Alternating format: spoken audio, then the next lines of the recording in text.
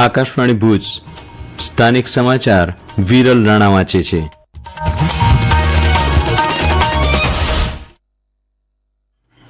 નમસ્કાર. કેન્દ્રીય ગૃહમંત્રી અમિત શાહ આજે રાજ્યના પ્રવાસ દરમિયાન અમદાવાદમાં સસ્તું સાહિત્ય મુદ્રણાલય ટ્રસ્ટ તરફથી વર્ષ 2024-25ના પુનઃ મુદ્રિત થઈ રહેલા 24 પુસ્તકનું વિમોચન કર્યું હતું. આ પ્રસંગે શ્રી શાહે જણાવ્યું, ગોવર્ધન રામ ત્રિપાઠી, હેમંદ્રાચાર્ય, નર્મદ, નરસિંહ મહેતા, ઝવેરચંદ મેઘાણી, સુંદરમ જેવા મહાન લોકોએ આપણી ભાષાને મહાન ગુજરાતી ભાષા સુધી પહોંચાડી છે. આ યાત્રા અખંડ રહેશે. અગાઉ કેન્દ્રીય ગૃહ અને સહકારિતા મંત્રી અમિત શાહે મુખ્યમંત્રી ભૂપેન્દ્ર પટેલની ઉપસ્થિતિમાં યોગનિષ્ઠ જૈનાચાર્ય શ્રીમદ બુદ્ધિસાગર સુરીશ્વરજી મહારાજની 150મી જન્મજયંતિ નિમિત્તે સ્મારક સિક્કાનું વિમોચન કર્યું હતું.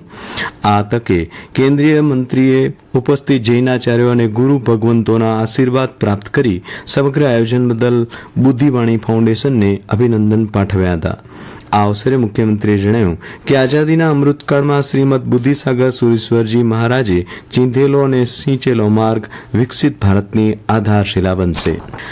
રાજ્યમાં યોજાયેલી લોક અદાલતોમાં કુલ 4,37,000 જેટલા પ્રી લિટિગેશન કેસોમાં સમાધાન કરાયું અને 75 કરોડ 39 લાખ રૂપિયાના ચુકાદા અપાયા હતા. રાજ્યની અદાલતોમાં પેન્ડિંગ દાંપત્ય જીવનને લગતી 2,761 તકરારોનો પણ લોક અદાલતથી અંત આવ્યો હતો. આ ઉપરાંત કન્સિલિનેશનની વ્યવસ્થાના કારણે 10 વર્ષ જૂના 823 કેસોનો નિવેડો આવ્યો હતો. આઈસીસી ચેમ્પિયન ટ્રોફી ક્રિકેટની ફાઇનલ મેચ આજે ભારત અને ન્યૂઝીલેન્ડ વચ્ચે દુબઈમાં રમાઈ રહી છે, જેમાં ન્યૂઝીલેન્ડે ટોસ જીતીને પ્રથમ બેટિંગ કરતા 50 ઓવરના અંતે 7 વિકેટના ભોગે 251 રન બનાવ્યા છે. ન્યૂઝીલેન્ડ તરફથી ડેરેલ મિચેલે સૌથી વધુ 63, જ્યારે મિચેલ બ્રેસવેલે 53 રન કર્યા હતા, જ્યારે ભારત તરફથી વરુણ ચક્રવર્તી અને કુલદીપ યાદવે 2 વિકેટ, જ્યારે મોહમ્મદ શમી અને રવિન્દ્ર જાડેજાએ 1 વિકેટ ઝડપી હતી. અંજાર ભુજ રાષ્ટ્રીય ધોરીમાર્ગ અને અંજાર મુન્દ્રાના ધોરીમાર્ગને જોડતો 5.13 કિલોમીટર બાયપાસ રસ્તો 111 કરોડ 75 લાખમાં નિર્માણ પામશે. આ પ્રકલ્પનું સાંસદ વિનોદ ચાવડા, ધારાસભ્ય ત્રિકમ છાંગા, કચ્છ ભાજપ અને પ્રમુખ અને જિલ્લા પંચાયતના પ્રમુખની અતિથિ વિશેષ પદે ખાતમુહૂર્ત કરવામાં આવ્યું હતું. કાર્યક્રમમાં ઉપસ્થિત મહેમાનોએ અંજારના વિકાસ કામોમાં ક્યાંય કચાશ નહીં રખાય તેવી લાગણી વ્યક્ત કરવામાં આવી હતી. ભુજમાં ઓનલાઈન સીએનજી સ્ટેશનમાં 24 કલાક સુધી ગેસ પુરવઠો બંધ રહેશે. ગુજરાત ગેસ લિમિટેડની મેઇન વિતરણની સ્ટીલ ગેસ પાઇપલાઇનનું national highway Nagor railway crossing મધ્યથી સ્થળાંતર કરવાનું હોવાથી 11 માર્ચના રાત્રે 10 કલાકથી 12મી માર્ચના રાત્રે 10 કલાક સુધી ભુજ શહેરના station road, Mirjapar road, Sanjognagar 4 રસ્તા, માનકુવા ગામ, નળવાળા સર્કલ પાસે આવેલા ઓનલાઈન સીએનજી સ્ટેશનમાં ગેસ મળી શકશે નહીં. આ દરમિયાન ઘરેલું પીએનજી ગેસનો પુરવઠો ચાલુ રહેશે તેમ ગુજરાત ગેસની એક યાદીમાં જણાવાયું હતું.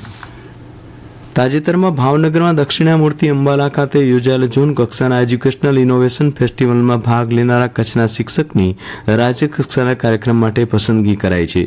ઉચ્ચ પ્રાથમિક વિભાગમાં પ્રથમ ક્રમે વિજેતા કુકમા ક્લસ્ટરની કુકમા ગ્રુપ પ્રાથમિક શાળાના મદદનીશ શિક્ષિકા રેશમાબેન કરશનભાઈ હિરાણીની આગામી રાજ્ય કક્ષાના ફેસ્ટિવલ માટે પસંદગી કરવામાં આવી હતી.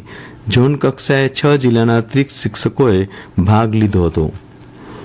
લખપત તાલુકાના ગોડુલી ખાતે સ્ટેટ બેંક ઓફ ઇન્ડિયાની દયાપર શાખા દ્વારા રાત્રિ સભા યોજાઈ હતા, જેમાં ઉપસ્થિત ખેડૂતોને સરકારની નાબાર્ડ દ્વારા આપવામાં આવતી વિવિધ પ્રકારની લોનો તેમજ બેન્કેબલ યોજના અંગેની જાણકારી આપવાની સાથે તેનો લાભ લેવા માટે જણાવવામાં આવ્યું હતું. ગડોલીમાં નખત્રાણા તાલુકાને લખપત તાલુકાથી જોડતા રોડના નવીનીકરણનું કામનું ખાતમુહૂર્ત કરવામાં આવ્યું હતું. નખત્રાણા તાલુકાના રવાપરથી ગરાણી, હરિપર, વાલકા, પાનેલી થઈ લખપત તાલુકાના મુખ્ય મથક દયાપર સુધીના માર્ગનું 1,639 લાખના ખર્ચે નવીનીકરણ કરાશે. અદાણી સંચાલિત ગેમ્સ જીકે જનરલ હોસ્પિટલના સ્ત્રીરોગ વિભાગમાં આધુનિક પ્રસૂતિ કક્ષ શરૂ કરવામાં આવ્યો છે. અહીં નોર્મલ પ્રસૂતિ સરળતાથી થાય અને કોઈ મુશ્કેલી ન સર્જાય તે માટે તમામ સુવિધાઓ ઉપલબ્ધ કરાઈ છે. આ લેબર વોર્ડ 8મી માર્ચ મહિલા દિવસની નિમિત્તે ખુલ્લો મુકાયો હતો. અને આ સાથે સ્થાનિક સમાચાર બુલેટિન પૂરું થયું. નમસ્કાર.